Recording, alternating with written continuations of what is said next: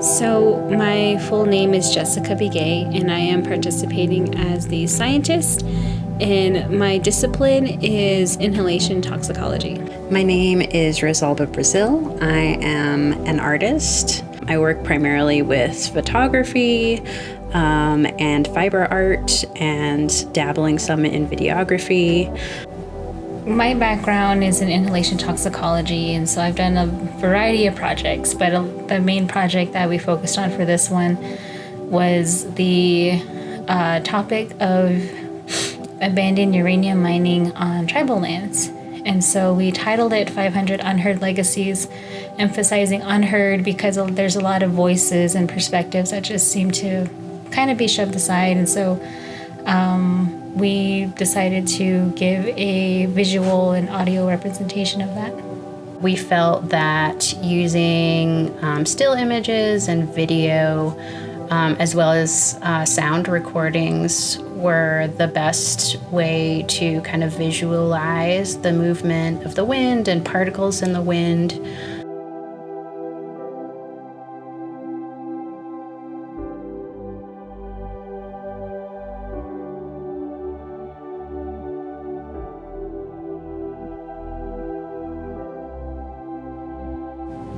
I grew up kind of already knowing a little bit about art.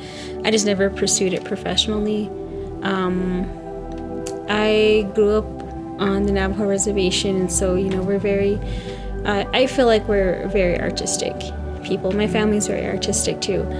But as I went more into my career, I leaned towards the science aspect of it, and especially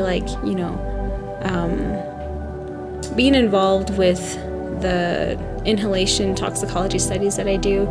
I feel very fortunate to be a part of something that also includes my indigenous culture and background. I guess I've always been interested in art, thanks to my mom in particular, who took me to art classes as a kid, but I really came back to it later in life. It took me 10 years to get my undergraduate degree. So once I figured out that art and photography was what I wanted to do, then I kind of went for it. But I felt that art gave me a voice in a way in which I didn't feel like I had growing up in primarily white areas, including Knoxville, Tennessee, and Portland, Maine. So yeah, it really gave me a voice. I kind of feel like the whole thing has been the best part. I feel like Jessica and I really got along well from the get-go, and with the collaboration with strangers, that's not necessarily going to happen.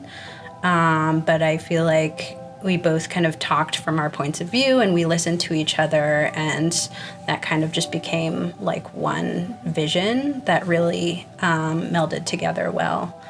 The best part for me was just the overall collaboration, and just with Rosalba, seeing how I did things in lab, but then also taking the 180 where I see how she did stuff in the studio, and that was really cool. Really, it just started to become hanging out and going for drives to Laguna, off-roading in Laguna. I think some of that just kind of, it was just a fun time.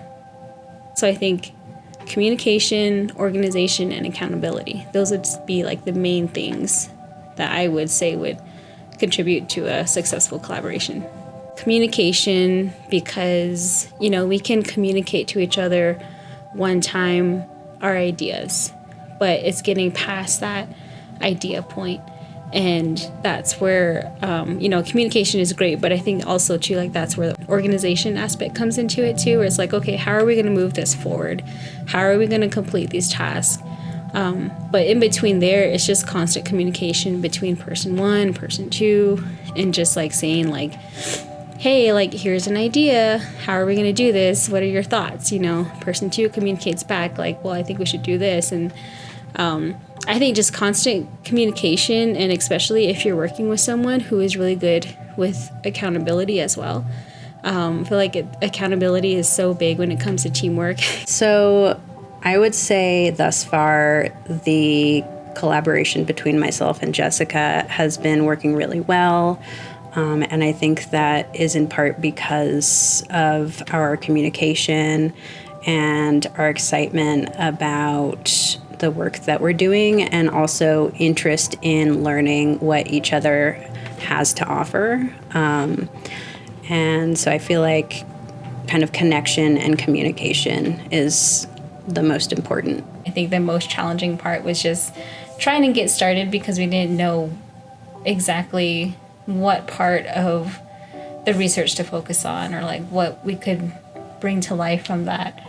I think that was a challenge to just kind of get started, I think, was the main challenge. But I think once we kind of just told ourselves, like, let's just start, let's just see what we can do, you know?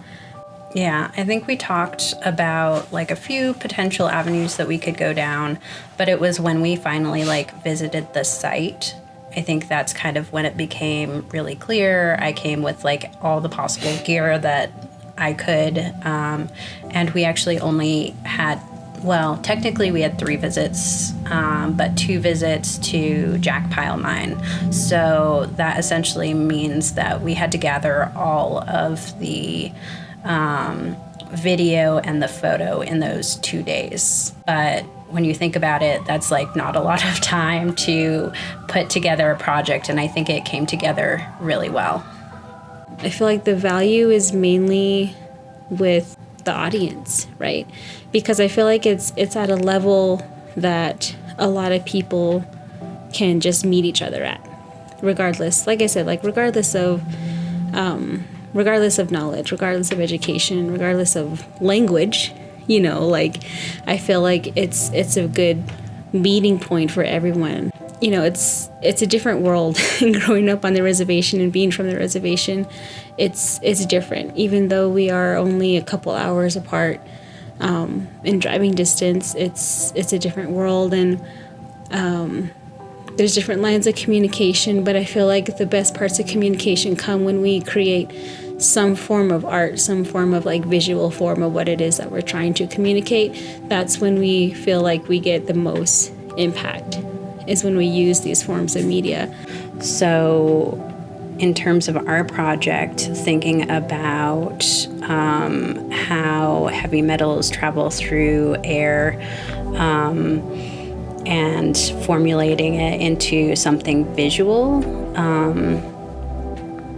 kind of really requires both sides, the artist and the scientist, to make it understandable. I think within this collaboration, having another person meant having basically having support to think through things for the research portion, realizing that I don't have to do everything, and actually maybe I am more successful when working in a group, in a collaborative group. And I think that kind of applies like even outside of a sci-art collaboration, just in general. If we want things to kind of be better in the future, it's people from all sorts of backgrounds who really have to come together to make that happen, because it's hard to do anything in isolation.